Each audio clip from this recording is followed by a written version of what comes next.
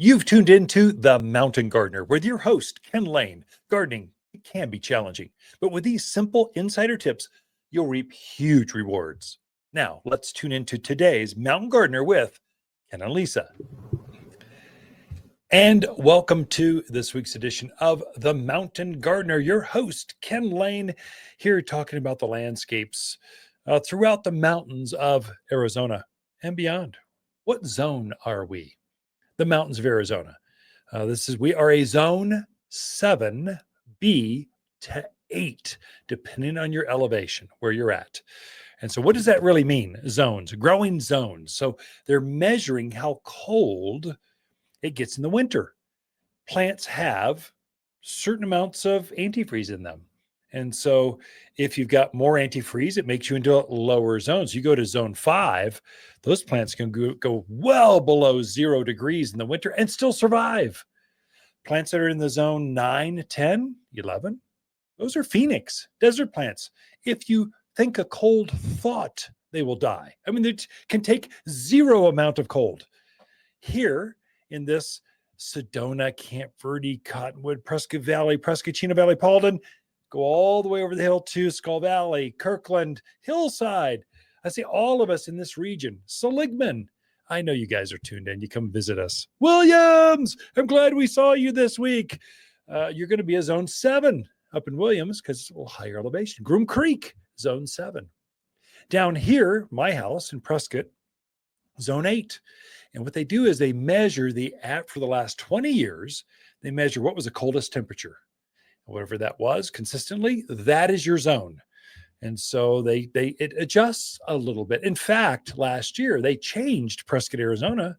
They changed our zone from a 7B to an 8. In other words, it warmed up a few degrees, just not much, but a little bit. So it moved us up 5-degree temperature. So we still need plants that can go down to 15 degrees, but we haven't seen a sub-zero in over a decade. And so that plays out in your zones. And that's what the zones are. Now, if you've had plants that are damaged right now, they're sick, they're heat stressed, they're showing signs of problems, they're getting thin, wispy, they aren't as full as they were before. Those are all signs of stress, probably from winter stress. Now it's kicking out. Now that the heat is here, it's going, okay, I was stressed out before. I was dehydrated. I was damaged. But now it's 90 degrees out, I'm going to show it off. I'm going to make sure you see I'm not happy. And so they're dropping leaves or getting thin, wispy. Those are all signs you need to act now. Don't wait. It's important. They are on their way out. They're stressed out. If you leave a stressed out tree in the yard, they will die. And they're begging for problems. Like there's some hormones that happen with plants as they get stressed out. They go, hey, I'm sick, over here. Finish, easy meal. All you spider mites, all you aphids, all you gophers, grubs, bark beetle, come over here, finish me off. You won't have to struggle very much. Eat me. And so it's kind of serious. You really want to get these things turned around quickly.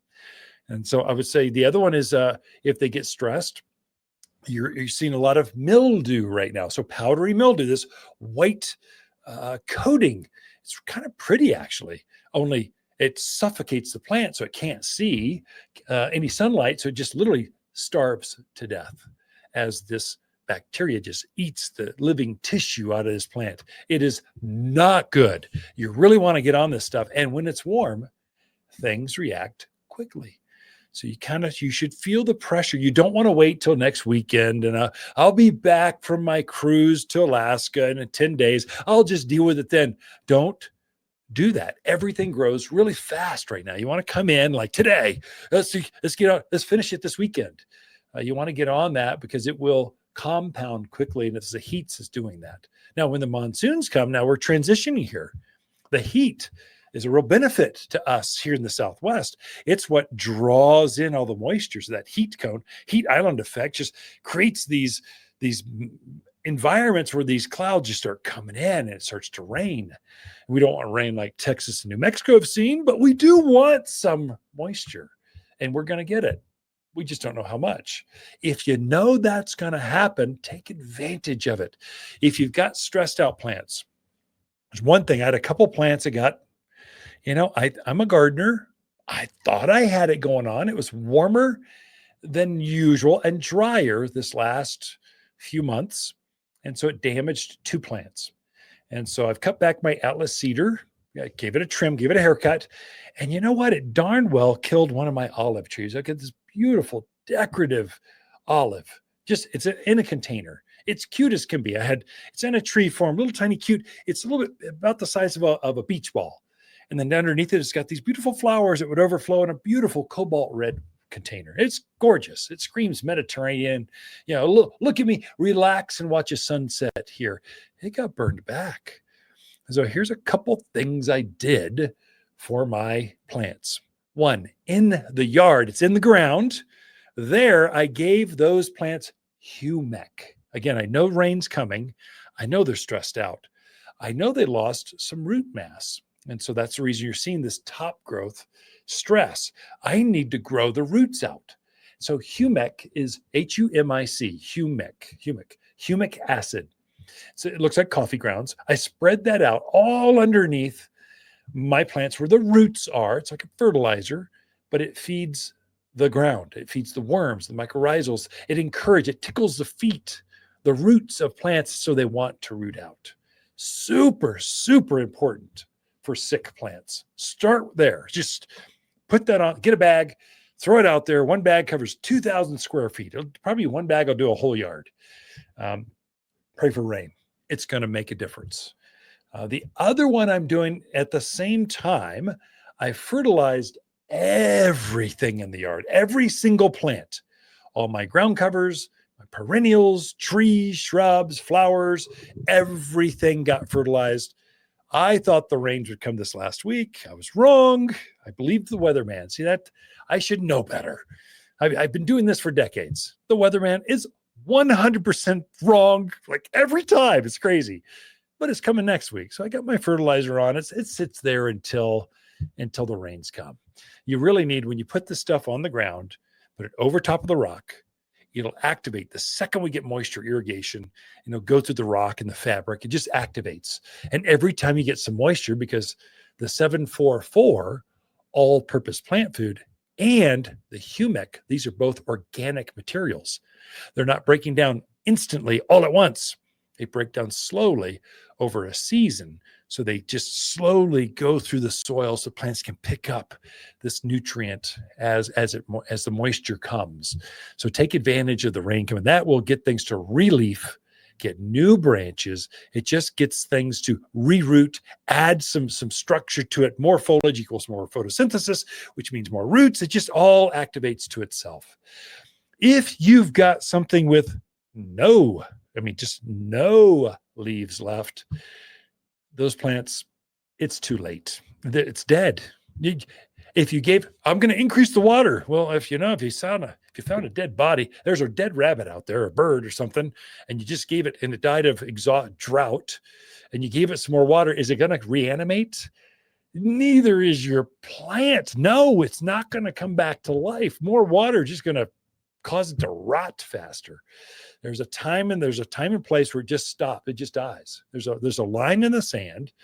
And I'm always amazed at how plants, they want to come back.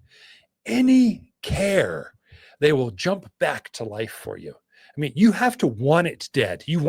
It's looking stressed. I think I'll just kill it from here. You have to physically want to kill a plant. They want to live, if at all possible. They're basically just like you and I. So if you just get ahead of it a little bit, they come back for you with a vengeance. They root out super strong. But I would right now, stressed out plants, give it humic. Second, fertilize with a 744 all-purpose plant food. And then I mentioned my olive tree. That one I cut back. It's no longer beach ball size. It actually hurts my heart saying that out loud. But I did prune it back to about, volleyball size. And now I'm amazed. It's only been a few days. I gave it some fertilizer. It has already got new foliage and it looks more balanced. It's going to be beautiful.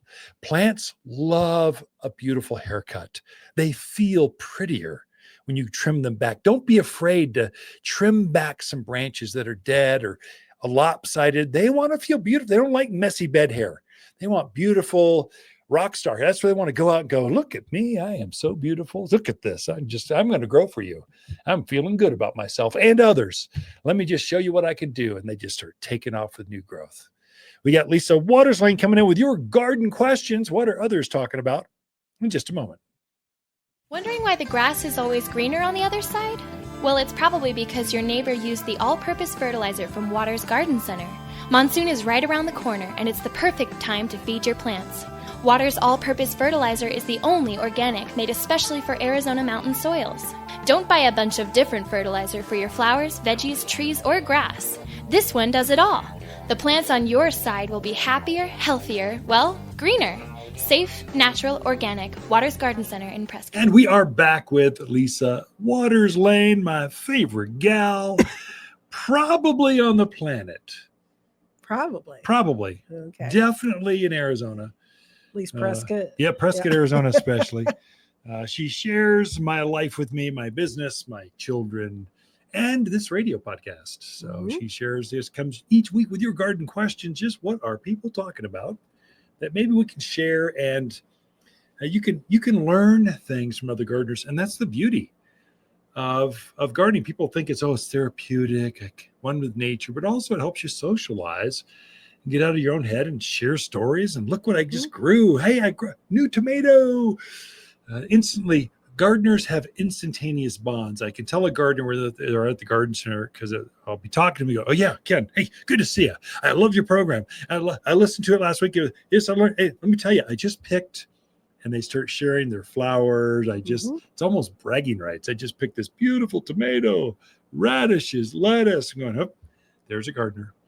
You can there's secret code. There's a secret handshake. Remind me and I can share it with you if you're part of the Watters Garden Club.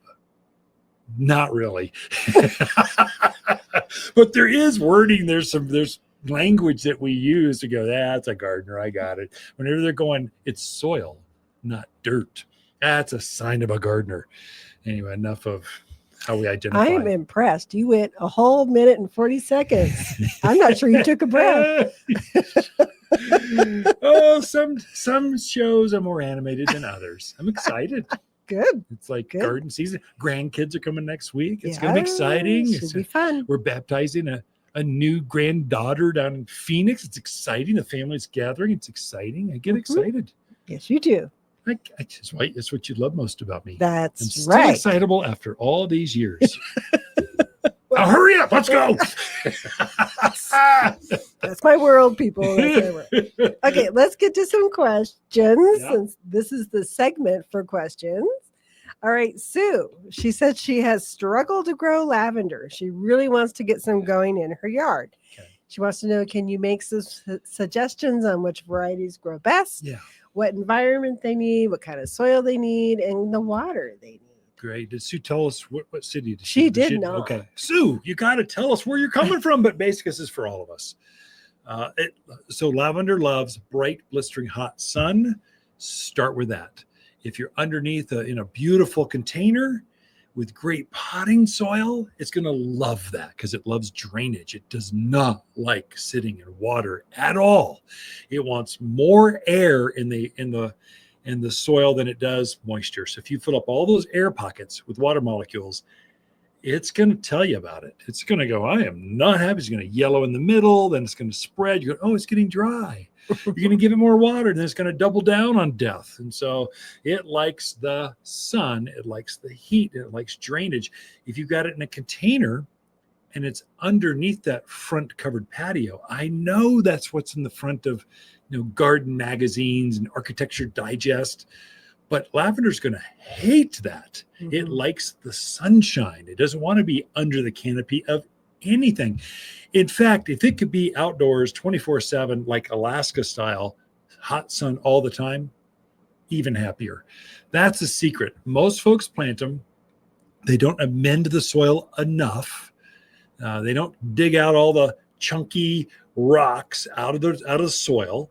And so it doesn't drain very well. They don't add some new compost to keep that soil aerated, to stretched out. It just compacts right back down to its concrete, like clay soil, and now this plant is trying to struggle through this clay, and it can't breathe, and it's overwatered.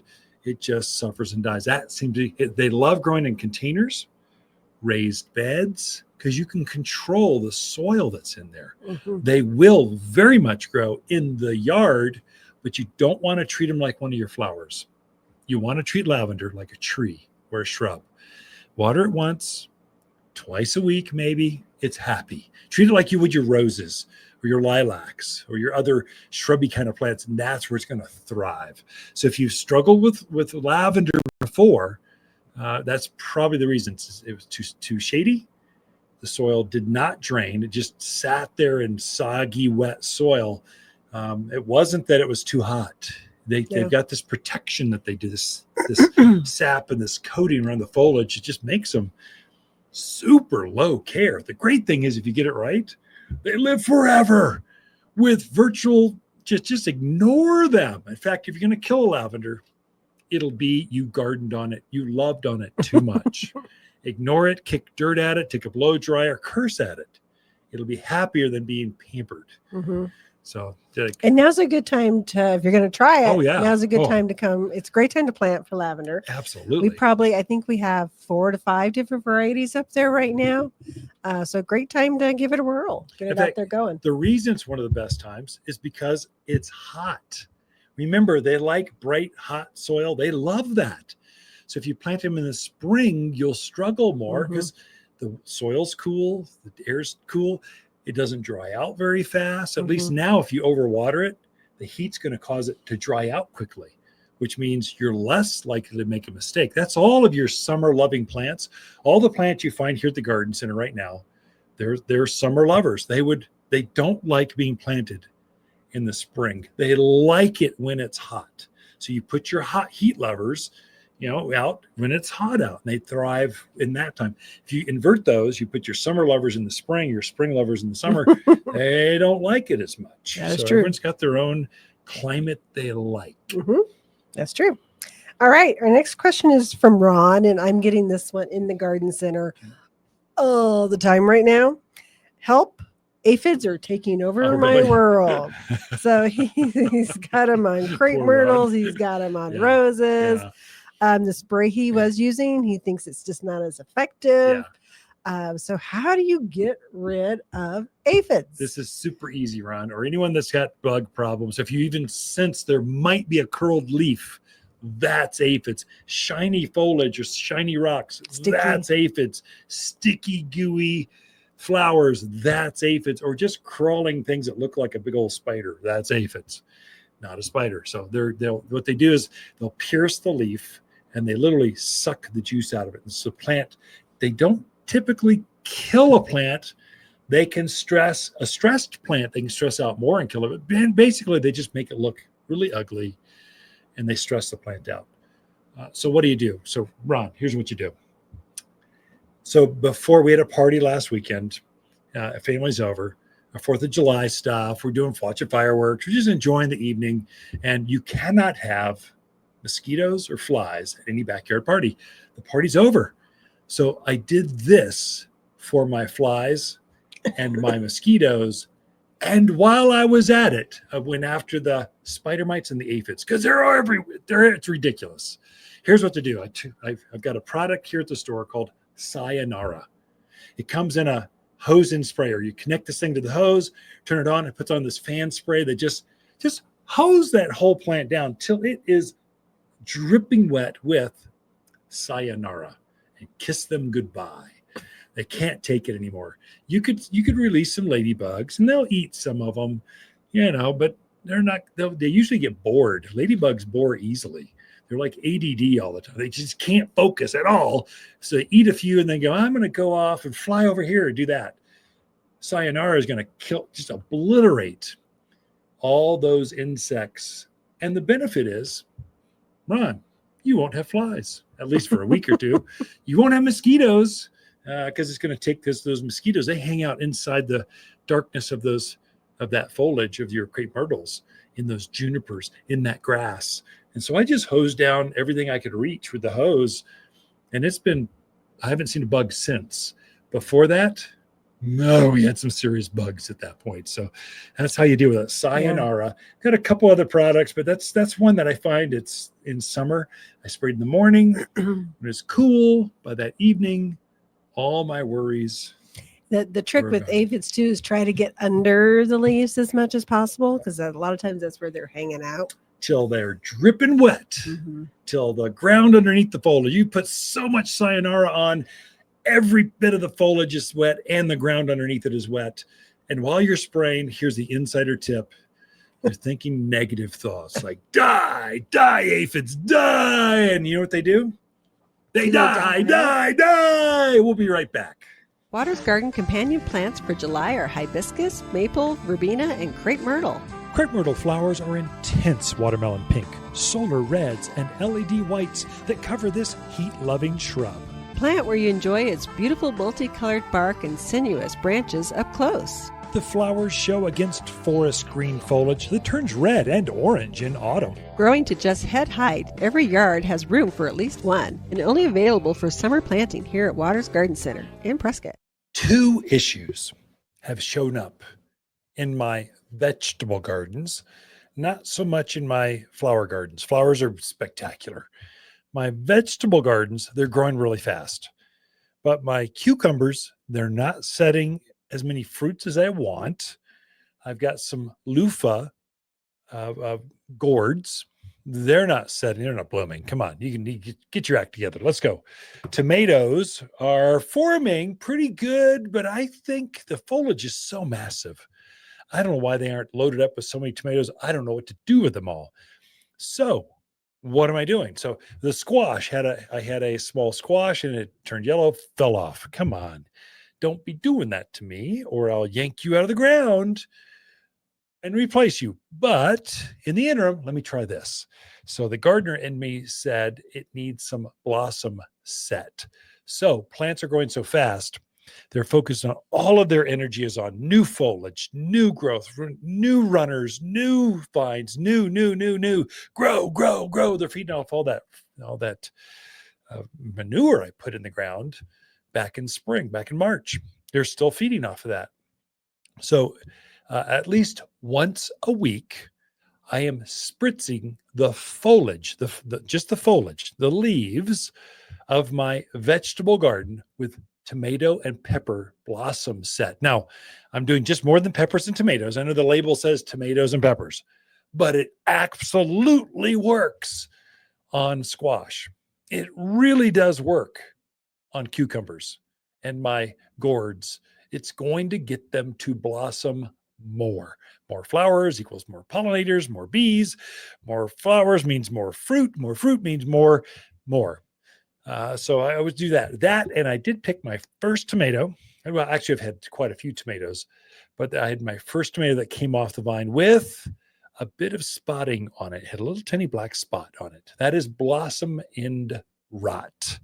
So it's a calcium deficiency. So if you see any kind of blemish on your vegetables, that's good. That's a sign of they're talking to you. You just saw it. You read it. You gotta go, oh, you're struggling with calcium, are you? I can help you with that. And so we make a liquid calcium. It's called yield booster, like yield to the safety officer. Yield booster. It's also a liquid. You also spritz the foliage.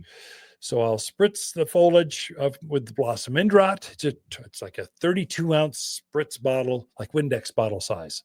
Spritz the foliage. I go out and it just makes them happy. It makes me feel like a gardener. And they will start producing more fruits. And then I would suggest, even if you haven't seen any blossom end rot or any kind of rotting, fruit damage, yellowing, black spots, anything on your fruit, that's a sign of calcium deficiencies. This is when they show up. And the reason it shows up now is you've been watering so much, so often that you're literally flooding you're changing the pH of your soil. So the water you're giving your plants is from the tap, either the city or a well, and it's very, very high in pH. And if you feed plants enough high pH water, whatever you're watering things, unless you gather rainwater, that's magical, and you don't have enough to do any real good with it, just kind of supplemental. Most of us are dealing with a tap or well water. That pH will build up in the soil, and it starts to change the chemistry of your soil. As the pH creeps up higher, it locks up the calcium that's actually in the soil and seizes it. Doesn't allow the plant to get to it because the pH is just too high. What do you do? Well, what I do, I'm bypassing the soil. I'm going to give this plant some straight calcium right through the foliage, just like instantaneous. Really is a game changer. Now, you can add some calcium at the roots. There's calcium nitrate. You can do that. That's also called calcium sulfate is gypsum. Calcium nitrate is a fertilizer. There's some calcium forms you can throw on there. But the easiest, quite honestly, is just get a bottle of blossom set, get a bottle of a yield booster, just spritz once a week, just kind of switch it off and let your plants feed through their foliage. Be a game changer. So it's just kind of some things I'm seeing in my yard. In fact, I'll try to take a picture and throw that through our social media feeds at Watters Garden Zone, just so you can see my gardens. If you want to see my gardens, it's pretty easy. Most of the pictures are from my gardens or the garden center, one of the two, all the pictures. And so eventually, if you follow us, you're going to see all of my gardens. Well, can we come on a tour? Yeah. Follow us on Instagram or Facebook or TikTok or wherever. We're there. YouTube. We have 3.5 million views. People are following us. It's real easy. But I'll try to capture a picture of what that blossom and rot looks like on my tomatoes. But it may be too late because I've already started giving them yield boosters. So maybe that's going to backfire on me. But anyway, tune in. We got more for you, more garden advice right after this. Watters Garden companion plants for July are hibiscus, purple verbena, crepe myrtle, and sensation maples. Sensation maples grow fast. The spring leaves erupt with soft reds. They quickly mature to a refreshing green for summer-long shade. Autumn, it unleashes a brilliant display of red leaves. Where this maple really shines is in the areas with challenging garden soils. The picture-perfect tree to line driveways or shade a patio. You'll only find Sensation Maples here at Watters Garden Center in Prescott. And we have Lisa Watters Lain back in the studio sharing her segment. Just this section of the show has been hers for, well, what is it, 20 years or so? A long time. You're as vibrant as ever, my dear. Oh, well, thank you. That hair dear. looks fantastic for you folks on the video version of this. Wowza. Can you say that over the airwaves? I don't know. No, anyway, you're looking good. So the Thank gardens you. look good. The garden center looks good. Your And my hair grandkids- looks good. So, Yeah, it life does. is good. Yeah. So, what kind of yes. garden advice can we impart to folks that will make them better this week? So we've gotten a couple of trucks in this week. So we have a new fresh stuff. A lot of people start thinking, oh, all they have is the stuff they had since March. No, we get trucks all the time of new stuff. 4 of them yesterday. It was killing us. Oh my gosh. Yes, it's a lot. So for people who are into herbs, a lot of herbs here are perennial. Yeah. And they're great to plant right now. So we got a whole new fresh selection of herbs, the sages, the thymes, tarragon. If you've been looking for tarragon, that's unusual. we finally got some tarragon in. We got some dill in. The other one a lot of people look for is the Thai basil. Got some really nice Thai basil in and regular basil in. So still plenty of time to put your herbs in out there. Lots of growing season left. So we've got some if nice you put those ones. things in right now, they would grow and fill in so fast. Right. I mean, if it's a nice size, plump herb, you put them in the ground, you'll be picking fresh Thai basil leaves or tarragon by like this time next weekend. Like I think so many people put their basil in early. Too early. And basil does not like cold. They like hot. They like the heat. So it's a good time to be putting some of those absolutely. in. Just a ton of really nice new perennials in. You just got to come check them out because there's too many to list. I did a list. I did a video yesterday showing off If you aren't tuned into our social media outlets, you should be. You'll be inspired. We just started a new series called the Lunchtime Series because we know you're going to check your phone at lunch. So we're just going, what's all this negative stuff going up and down your stream? We're going to give you something positive. And one I did was Denver Daisy Rudbeckia. Oh, they're beautiful. They are stunning. The pollinators were all over them, and that's going to look good. That will be relaxing and therapeutic on someone's lunch break. We should share that. So I'm doing one a day, Monday through Friday at 11:30 every day. We're going to post a brand new flower of something inspirational. So that's on Facebook or Instagram? On Facebook, Instagram, TikTok, everywhere, YouTube. Okay. I think that's all. Reels, shorts. It's on all of them. Yep. Cool. We'll see how well it goes over. It's in my head. It sounds really good, but man, all the news. You look at your phone. It's like on fire. It's flooding. It's politics. It's like wars. We just need some. I just want to look at a flower. Right. I'd feel better. That's what you say. People just need to garden more, and a lot of people actually come down if they're like in a stressful thing going on. They'll come down to the garden center and just walk through. And I've had people tell me that. And I agree. Just walking through releases the endorphins and you just feel better, seeing things growing. And there's just so many pretty stuff right now. It's really another issue when it's cold out, people stop by Starbucks and they come down to do that. And when it's hot out, they stop by the ice cream shop, 31 flavors, and they show up, or they get a Frappuccino or something. Right. It's a cool drink when it's hot, it's a hot drink when it's cold. It's funny how people are fun. But yes, you should come down and check.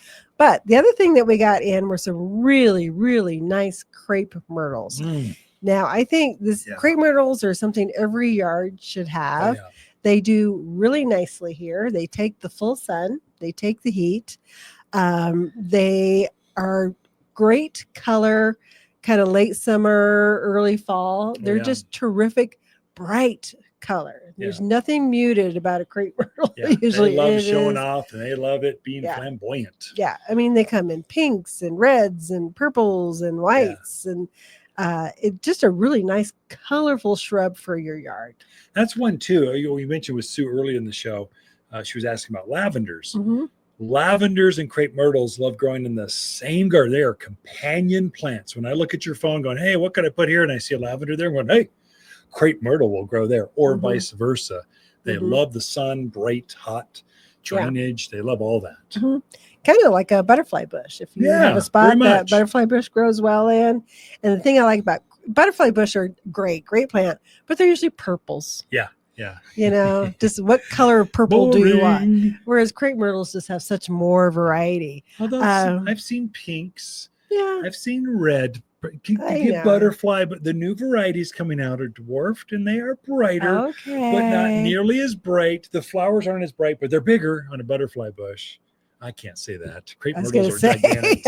I'm trying to cover. You can have both. Every yard has room for both. There you go.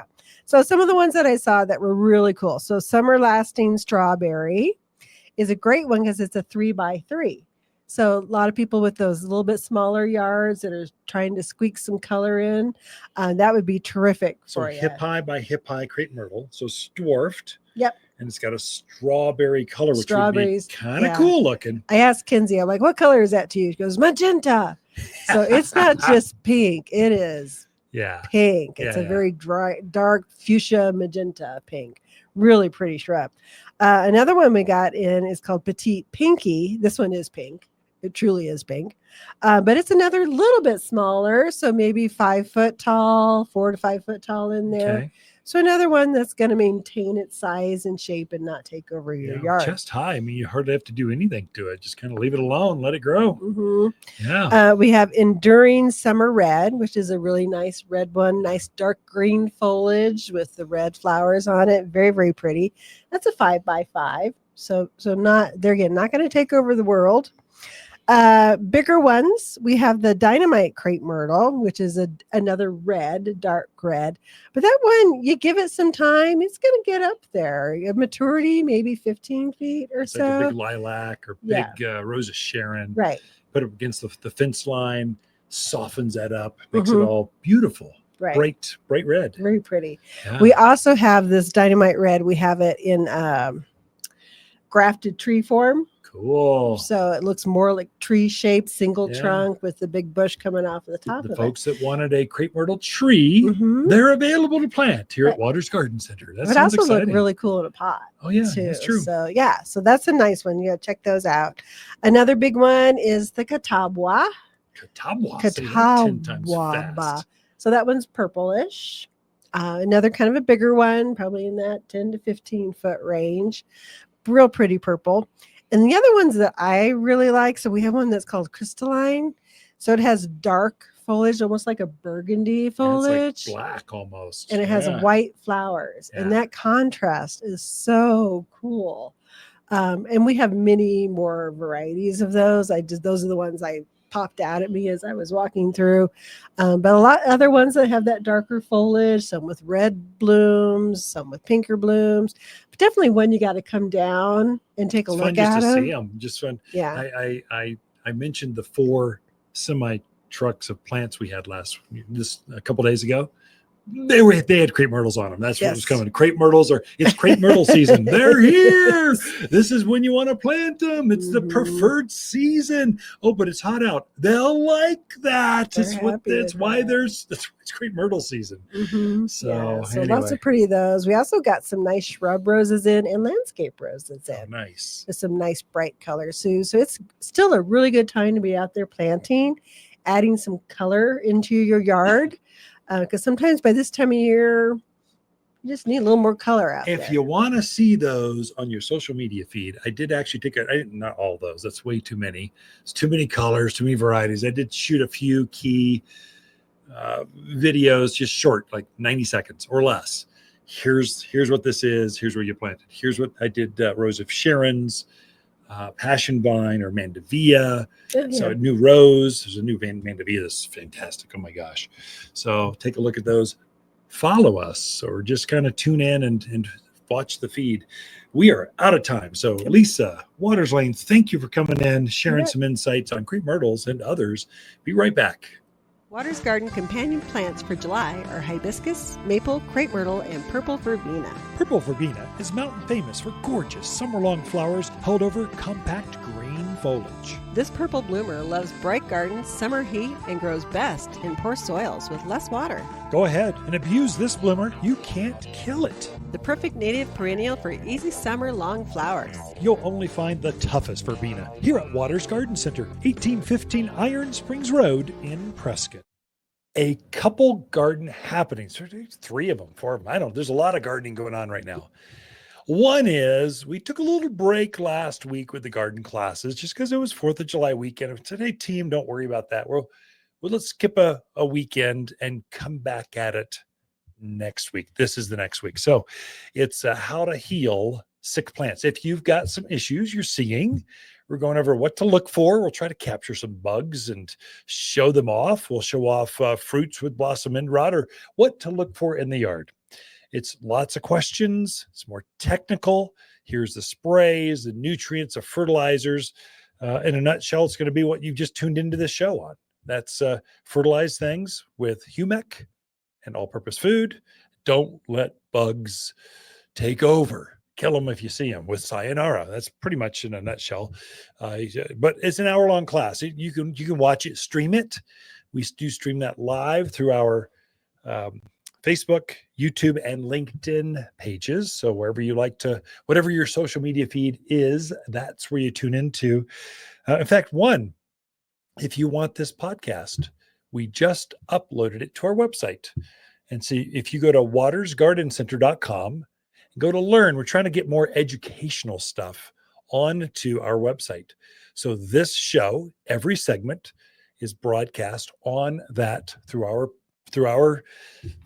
podcast feed. And it just says podcast under the learn button. So learn, like LEARN, learn the garden handouts that we use, the ones we use in Saturday's class on how to fix stressed out plants. That's the handouts are right there. They're very helpful and they're local. They're not just regurgitated, Google stuff or AI who's hallucinating, telling you who knows what they're thinking.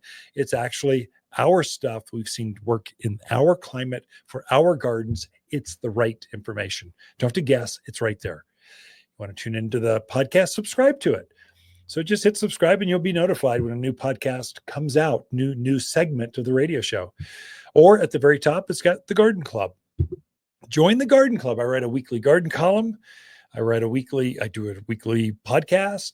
You'll be the insider tip on that. And you'll also get insider tips on things like sip and shop.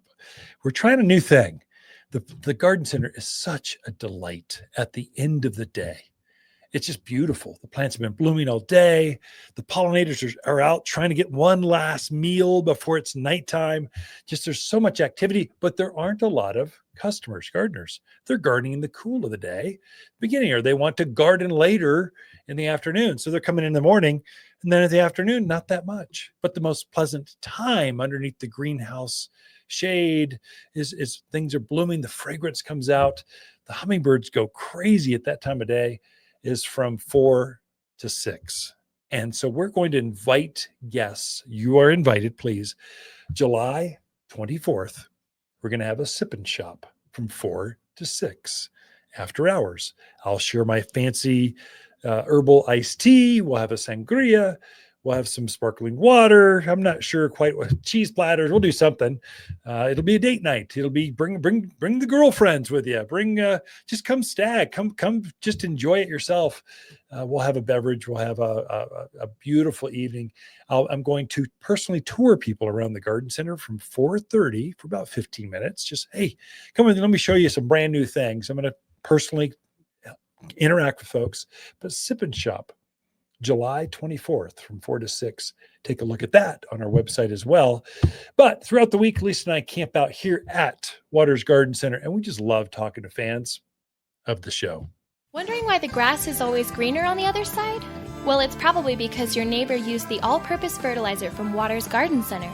Monsoon is right around the corner, and it's the perfect time to feed your plants. Watters all-purpose fertilizer is the only organic made especially for Arizona mountain soils. Don't buy a bunch of different fertilizer for your flowers, veggies, trees, or grass. This one does it all. The plants on your side will be happier, healthier, well, greener. Safe, natural, organic. Watters Garden Center in Prescott. For a more fruitful garden, increased success in the landscape that just feels better, then tune in daily to the Mountain Gardener podcast. Subscribe to your favorite podcast streamer or visit wattersgardencenter.com. Better yet, visit me directly right here at Watters Garden Center. Thanks for tuning in.